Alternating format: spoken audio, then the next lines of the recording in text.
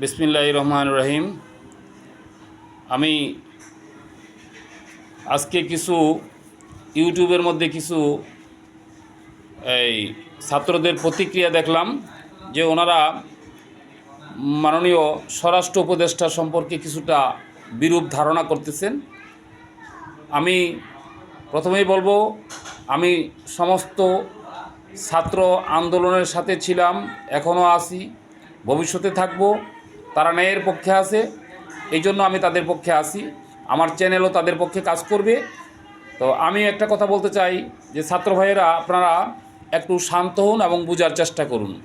আমাদের সম্মানিত স্বরাষ্ট্র উপদেষ্টা সাহেব যে কথাটা বলেছেন যে শেখ হাসিনাকে উনি কি বলেছেন, যে আসতে বলেছেন নাকি আসতে কোনো বাধা নেই বলেছেন, এই জিনিসটা বোঝার দরকার আছে। উপদেষ্টা সাহেব শেখ হাসিনাকে পুলিশ প্রটোকল দিয়ে আনবেন এরকম কিছু বলেছেন নাকি? যদি এরকম কিছু বলে থাকেন তাহলে সেটা কিন্তু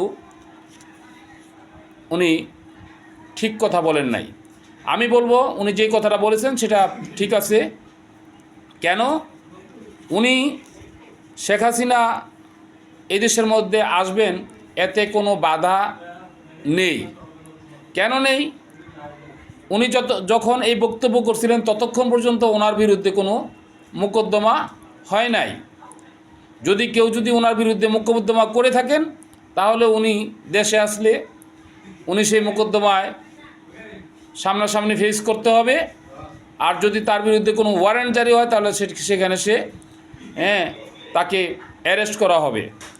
তো কাজেই আমাদের স্বরাষ্ট্র উপদেষ্টা সাহেব তো এমন কোনো কথা, ভুল কোনো সিদ্ধান্ত দেন নাই। আসলে যদি কেস থাকে সেই কেসে উনি হয় অ্যারেস্ট হবেন, না হয়তো কেসের মোকাবেলা করবেন। আর যদি কেস না থাকে তাহলে উনি ওনার কাজ উনি চালায় যাবেন, কিন্তু কোনো অরাজকতা করতে পারবেন না। এটা কিন্তু স্বরাষ্ট্র উপদেষ্টা সাহেব বলেছেন। এই দেশের মধ্যে আর কোনো অরাজকতা আমরা চাই না। আমরা চাই একটা শান্ত, সুন্দর, সুষ্ঠু একটা রাষ্ট্র। বিশ্বের মধ্যে আমরা অর্থনৈতিকভাবে কিভাবে স্বাবলম্বী হব এবং বিশ্বের মধ্যে কিভাবে মানসম্মত একটা রাষ্ট্র হিসাবে আমরা নিজেদেরকে পরিচয় দিতে পারবো। এখনকার যে ছাত্র ভাইয়েরা যে আন্দোলন করতেছেন এবং তাদের যে প্রত্যেকটা কাজে আমি দেখতেছি প্রশংসনীয়। তো আমি আশা করব তারা আরও সুন্দরভাবে দেশকে এগিয়ে নিয়ে যাওয়ার জন্য যেটা আপনার ভালো হয় সেই কাজটাই করবেন, এবং যেটা খারাপ হয়, দুর্নাম হয়, সেই কাজ থেকে তারা বিরত থাকবেন। আমি আজকের এই সংক্ষিপ্ত বক্তব্য এখানেই শেষ করছি। আল্লাহ হাফেজ। ধন্যবাদ সবাইকে।